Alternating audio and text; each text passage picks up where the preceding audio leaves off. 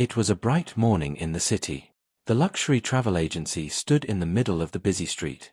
The glass doors opened and closed as rich tourists walked in, dressed in shining clothes, carrying designer bags, and wearing expensive perfumes. Inside, the staff welcomed them with big smiles, their voices sweet and polite. But then, something different happened. A man entered the agency. His clothes were simple, almost dusty. His shoes were old, not polished. He carried a backpack that looked worn out. His face was calm, but his appearance did not match the shining office around him. The young woman at the front desk noticed him first. Her name was Sarah. She had sharp eyes, always looking for rich customers. She smiled brightly at the well-dressed clients, but when she looked at this man, her smile disappeared. She whispered to her colleague, "Look at that cheap tourist. Maybe he is lost." Her colleague giggled. Together they watched him walk slowly toward the counter. The man's steps were steady, but his quiet nature made him look like he didn't belong. "Good morning," the man said softly, placing his backpack on the floor. "I want to ask about your tour packages." Sarah raised her eyebrows. "Our tours are quite expensive," she said, her voice sharp. "Maybe you should try the budget agency across the street." The man didn't react. He just gave a small smile and asked again, "Can you please tell me the details?" Sarah sighed loudly. She opened a brochure, flipping the pages without care. She spoke fast, not giving attention to him. "We have a luxury island tour, $5,000. A private jet experience, $8,000. 5-star cruise, $10,000. These are not for," she paused and looked at his old shoes, "not for everyone." Her colleague laughed under her breath. Sarah also chuckled. They both thought this man was wasting their time. But the man only nodded slowly, his smile still calm. His eyes moved across the room, noticing everything, the shining counters, the way staff behaved, the laughter behind his back. He asked one more time, politely, "Can I see the booking form?" Sarah rolled her eyes but handed him a paper. She didn't think he would fill it. She thought maybe he would look at the price and run away. But then, something unexpected happened. The man took a pen and started writing. His handwriting was clear, bold, and confident. He wrote his full name, his details, and the package he wanted. Sarah leaned forward, trying to see what he was writing. She could not believe it. He was filling the form for the most expensive package. "Is this a joke?" she asked, almost laughing. "Do you know how much this costs? People like you don't book such tours." Her words were sharp like knives. She thought she was humiliating him. She thought everyone in the office would laugh too. But the office had become silent. Some staff members were secretly watching, curious about this strange man who didn't react to insults. The man finished writing. He placed the pen down carefully. Then, slowly, he slid the paper back across the counter. His calm smile never disappeared. Sarah reached for the paper. The moment her eyes landed on the signature, her heart skipped a beat. The name, it looked familiar. She had seen it somewhere before. But where? Before she could think deeper, her colleague whispered, "Just throw it away. He is wasting our time." Sarah smirked and held the paper in her hand.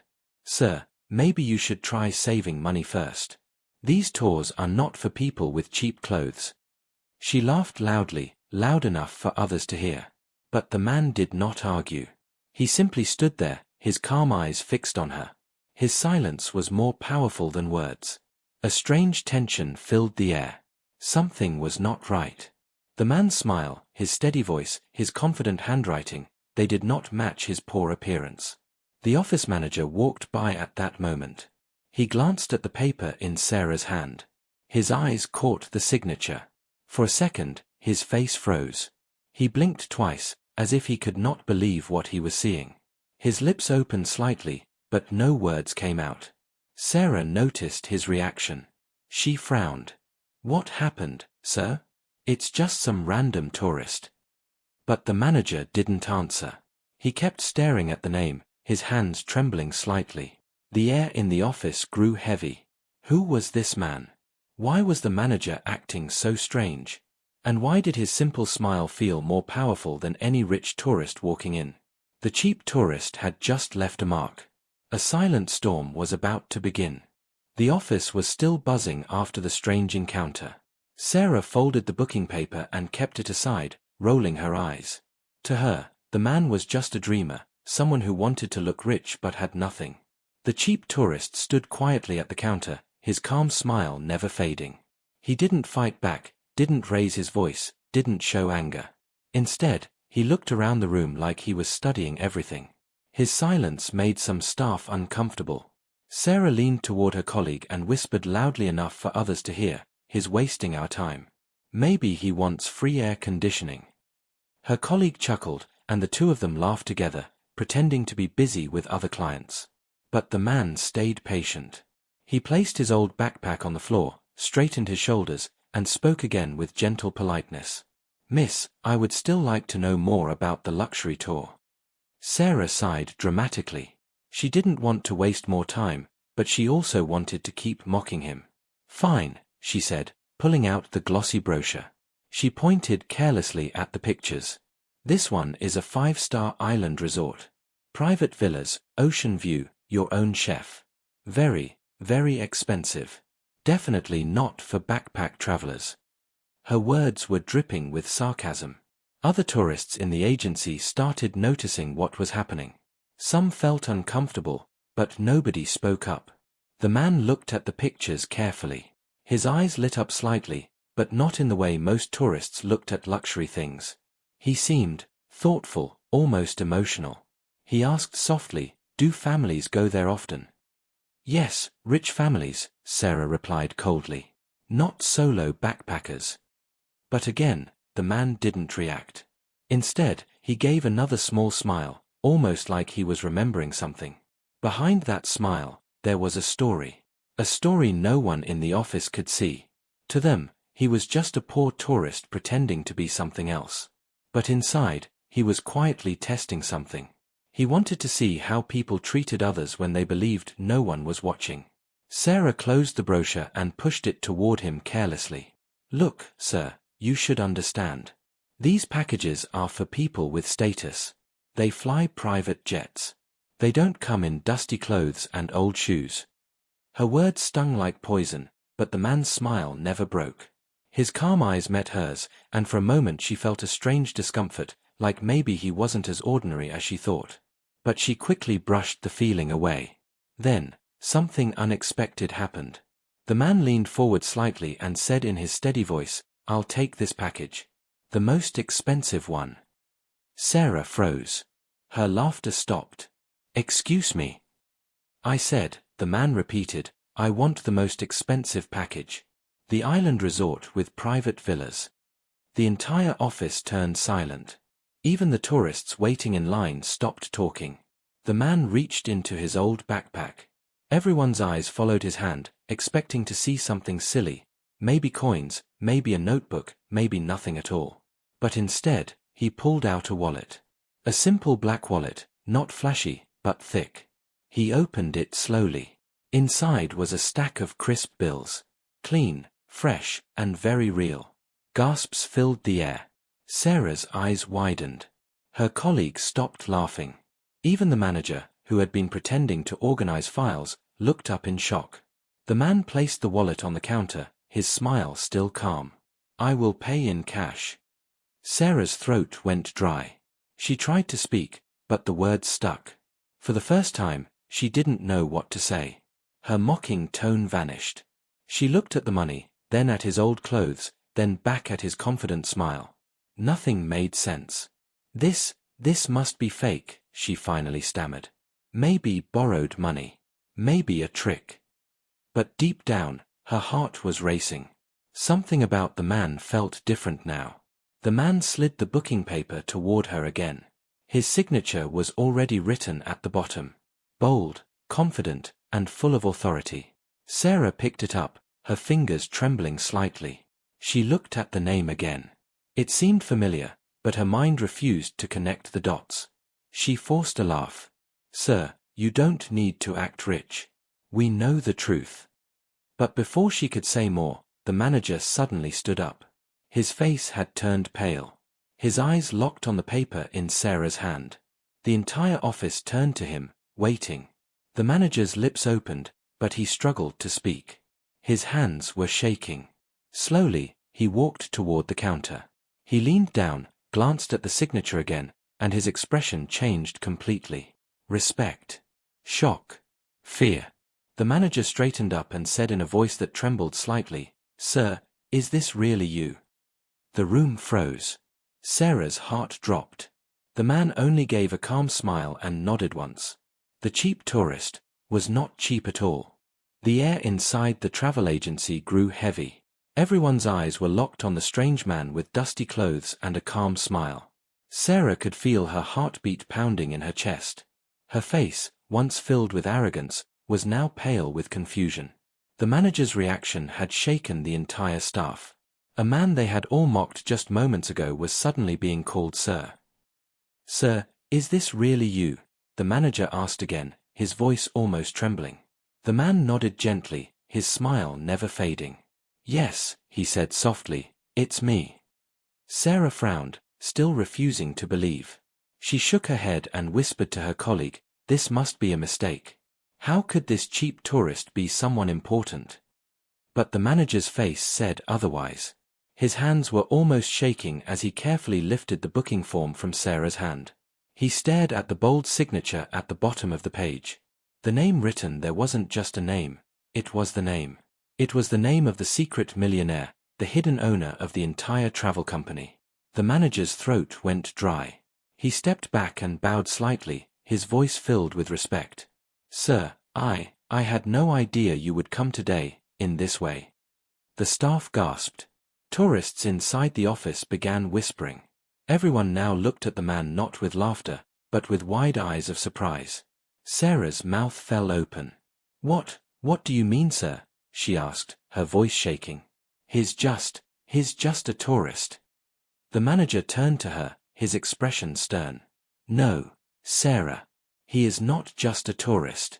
He is the owner of this company. The man who built all of this. The real boss." Sarah's legs went weak. She almost dropped to the floor. Her mocking laughter, her cruel words, her insults, each one came back to her mind like arrows piercing her heart. Meanwhile, the man stood silently, his calm smile unchanged. He didn't need to raise his voice. His quiet presence was more powerful than anger. Sarah's colleague stepped back, her face red with shame. The other staff members, who had once giggled and whispered, were now silent like statues. Nobody dared to laugh anymore. The man slowly picked up his old backpack from the floor. He brushed off the dust from its side and looked around the office. His eyes moved from one staff member to another, pausing briefly on Sarah. She could not meet his gaze. Her head dropped in embarrassment. Finally, he spoke. His voice was soft, but it cut through the silence like a sharp blade. "Money changes nothing about who we are inside. Clothes do not show respect. Actions do." Nobody moved. Nobody breathed. His words sank deep into every heart present in that office. Sarah's face burned with guilt. Just moments ago, she had laughed at him, calling him a cheap tourist. Now, that same man was revealed as the secret millionaire, the very boss who had the power to decide her future. The tourists standing in the lobby looked at her with judgmental eyes. Some even shook their heads. One whispered, "How could she treat him like that?" Another said, "She judged him by his clothes. What a mistake." The weight of shame crushed Sarah. She wanted to speak, but no words came out. The manager, trying to control the situation, stepped closer to the man. "Sir, we are truly sorry. Please forgive us. We did not recognize you." The man simply smiled again. "There is nothing to forgive. I was only observing." Sarah's heart sank even deeper. Observing? She thought. That meant he had seen everything. Every insult. Every cruel laugh. Every careless word. The man looked around once more, his calm gaze making everyone feel smaller. Then, he walked slowly toward the door. But before leaving, he stopped. He turned back to Sarah. His eyes met hers for the first time since the revelation. She froze, her entire body trembling. In a steady voice, he said, "You will soon understand what respect truly means." And with that, he walked out of the office, leaving silence behind him. Sarah collapsed into her chair. Her colleague whispered nervously, What does he mean by that? Sarah shook her head, tears forming in her eyes. I don't know, she whispered back. But I'm scared. The manager turned to the staff, his face pale. Prepare yourselves, he said softly. Tomorrow, we will know his decision. The staff members exchanged fearful glances. None of them had ever seen the boss in person. And now, the first impression they had given him was one of arrogance and disrespect. The agency, once filled with laughter and chatter, was now heavy with fear. Everyone knew one thing. The cheap tourist was no cheap tourist. And tomorrow, the consequences would begin. The night after the shocking event felt endless for Sarah. She could not sleep. Every time she closed her eyes, she saw his calm smile, his bold signature, and the way the manager had bowed in respect. Her cruel words echoed in her mind, maybe you should try the budget agency, these tours are not for people like you. She buried her face in her pillow, her heart heavy with fear. What if he fires me tomorrow? What if I lose everything? Morning arrived too quickly.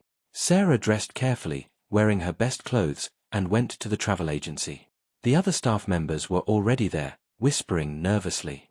Nobody laughed. Nobody joked. The atmosphere was heavy, filled with tension. The manager stood near the counter, his face pale. He had not slept either. His voice was serious when he said, Everyone, listen carefully. The man who came yesterday is not just a rich client. He is the silent partner of this company. The real boss behind all the luxury we sell.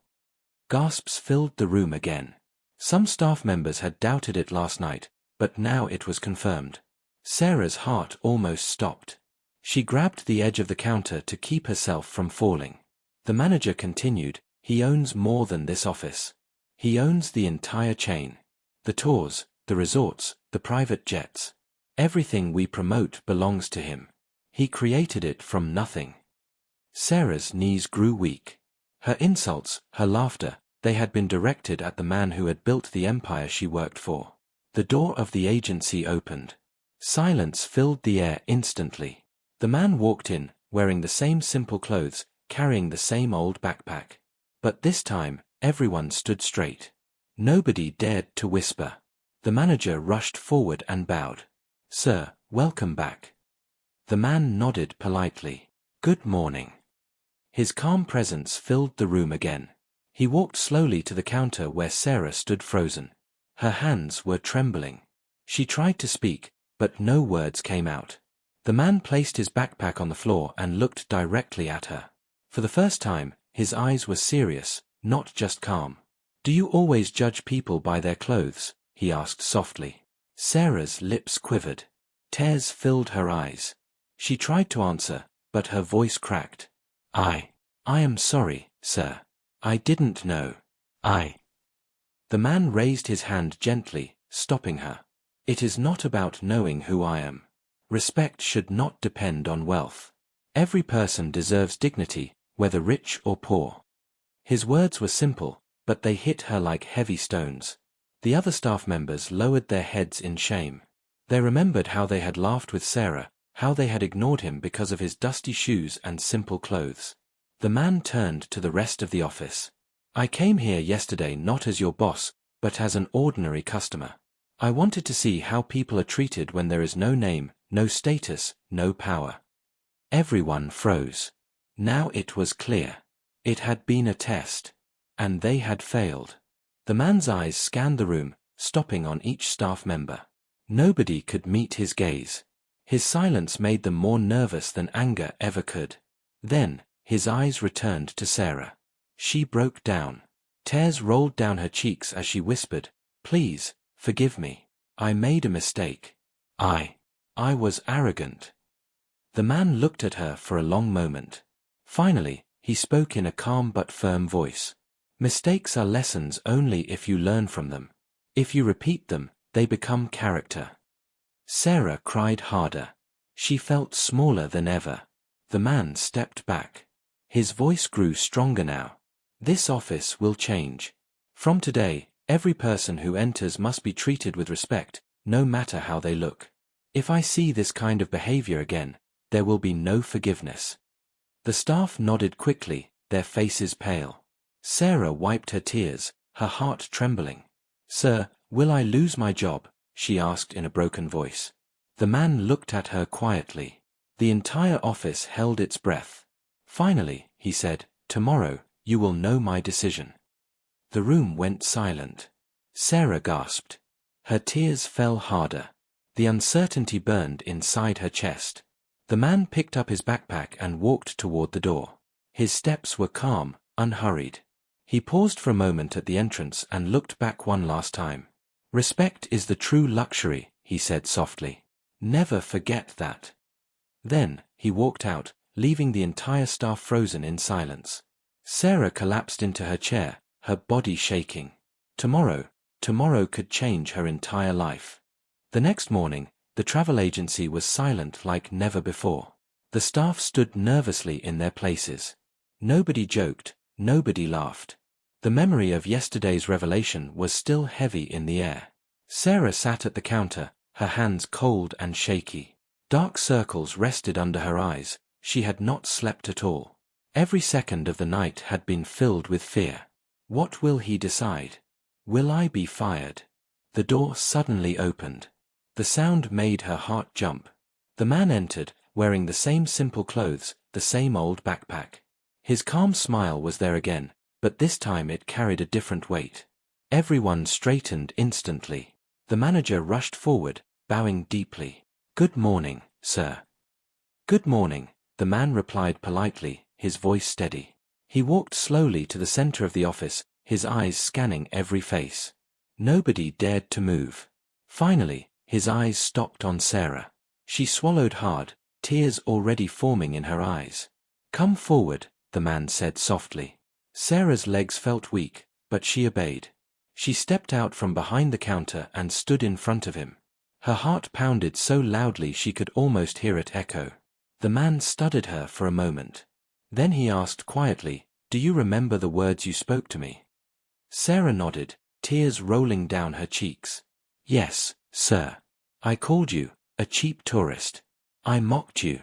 I disrespected you. I am ashamed." The staff shifted uncomfortably. Nobody had ever seen Sarah like this, broken, trembling, full of regret. The man continued, "Why did you speak that way?" Her voice cracked as she answered, "Because I judged you by your clothes. I thought you were poor. I thought you didn't belong here. I wanted to impress others by making fun of you. But I was wrong. I was so wrong." The man's expression softened slightly, but his eyes were still firm. "So, if I had truly been poor, would your words have been justified?" Sarah gasped. She shook her head quickly. "No, sir. It doesn't matter if someone is rich or poor. Everyone deserves respect. I see it now. I was blind. Please, forgive me." Tears streamed down her face. She dropped to her knees in front of him, her voice trembling. "I don't want to lose this job, but more than that, I don't want to lose my dignity. Please, give me a chance to change." The room grew heavier. The staff watched in silence, their hearts beating faster. They were not just watching Sarah's fate, they were learning their own lesson too. The man slowly bent down and helped Sarah stand back up. His voice was calm, yet full of meaning. "Respect is free," he said softly. "But when you give it, you make the other person rich inside. When you take it away, you make yourself poor, even if you sit on gold." The words pierced Sarah's heart. She sobbed quietly, covering her face with her hands. The man turned to the entire office now. "I did not come here to punish. I came to see truth. And I have seen it. Some of you smiled only when you saw expensive clothes. Some of you laughed when you thought a man was poor. This is not service. This is arrogance." The staff lowered their heads, ashamed. He continued, "From today, this agency will change. Every customer, rich or poor, will be treated with kindness. You will not know their story by their clothes. But you may change their story by your respect." The silence in the room was deep. Everyone felt the weight of his words. Then, he looked back at Sarah. Her eyes were red from crying. She waited, her body stiff, for the decision. Finally, the man spoke. "Sarah, your behavior was cruel. If I judged you the way you judged me, you would already be gone. But I believe in second chances. I will not fire you." Sarah gasped. Her hands covered her mouth in shock. Tears of relief filled her eyes. "But," the man added, his voice firm, "this chance is not free. You will work harder than anyone. You will treat every person who enters with dignity, no matter how they look. This will be your lesson. If you fail, there will be no forgiveness next time." Sarah nodded quickly, crying harder. "Yes, sir. I promise. I will change. I will never make that mistake again." The man gave a small smile. "Good. Then your test begins today." He picked up his backpack, turned, and started walking toward the door. The staff exhaled in relief. Some even smiled quietly. Sarah fell into her chair, her face wet with tears, but her heart lighter than before. Yet, as the man reached the door, he stopped. He turned his head slightly, his eyes thoughtful. "There is still one more thing you all need to learn," he said softly. The staff exchanged nervous looks. Sarah froze again. "One more thing." The man's calm smile returned. "Tomorrow, I will show you what true wealth really means." And with that, he left the office once again, leaving everyone in suspense. Sarah's relief quickly turned into confusion. What did he mean by that? What else was coming? The lesson wasn't over. The real test had just begun.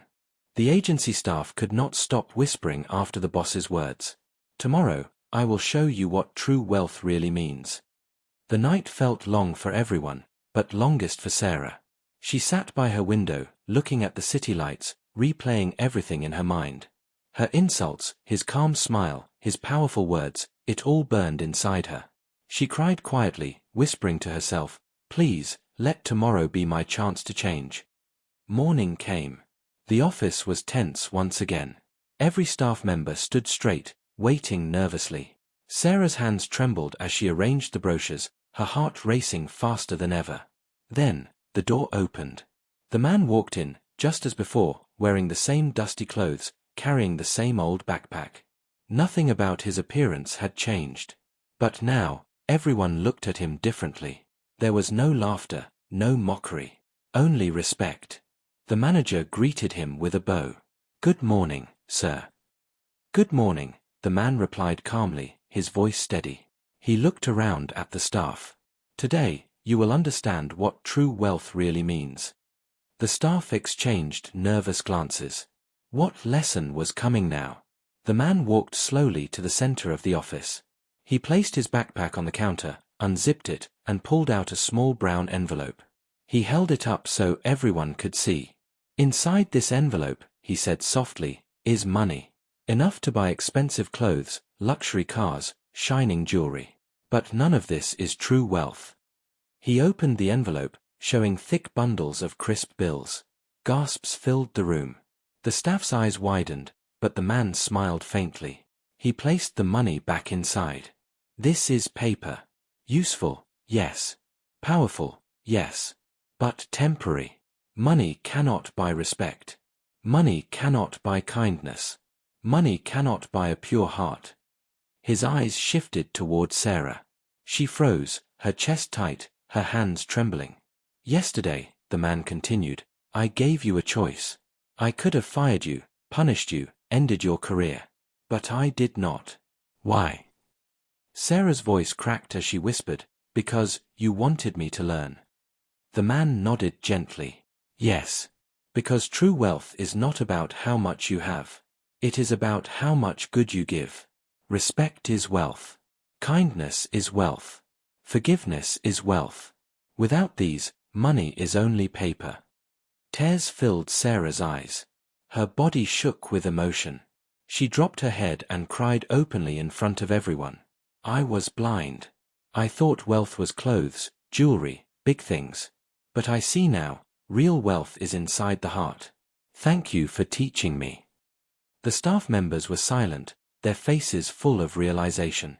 Many of them felt ashamed, remembering how they had once judged customers by their looks. The man smiled warmly for the first time. If you understand this lesson, then my test is complete. From this day forward, let this office not be a place of arrogance, but of respect. He turned to Sarah once more. You will carry this lesson with you. Treat every person as if they were me. Then, and only then, will you truly understand wealth. Sarah nodded quickly, tears streaming down her face. I promise, sir. I will never forget this. I will never judge again. The man picked up his backpack, zipped it shut, and looked around one last time. His calm smile returned. Remember, he said softly, never judge a book by its cover. The richest person may stand before you in simple clothes, and the poorest may hide behind gold. Respect is the true luxury. With those final words, he walked out of the agency. The silence he left behind was heavy, but it was no longer filled with fear. This time, it was filled with reflection. The staff exchanged quiet looks, each one thinking about the meaning of his lesson. Sarah sat back at her counter, her face wet with tears. She felt lighter, almost reborn. She whispered to herself, I will change. This is not the end, it's my new beginning. The agency slowly returned to life.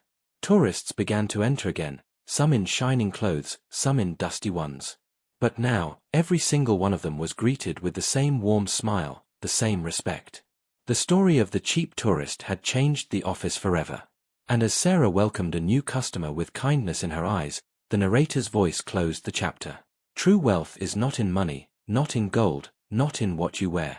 True wealth is respect, kindness, and the way you treat others. Never forget, sometimes the person you laugh at may be the one who can change your life forever.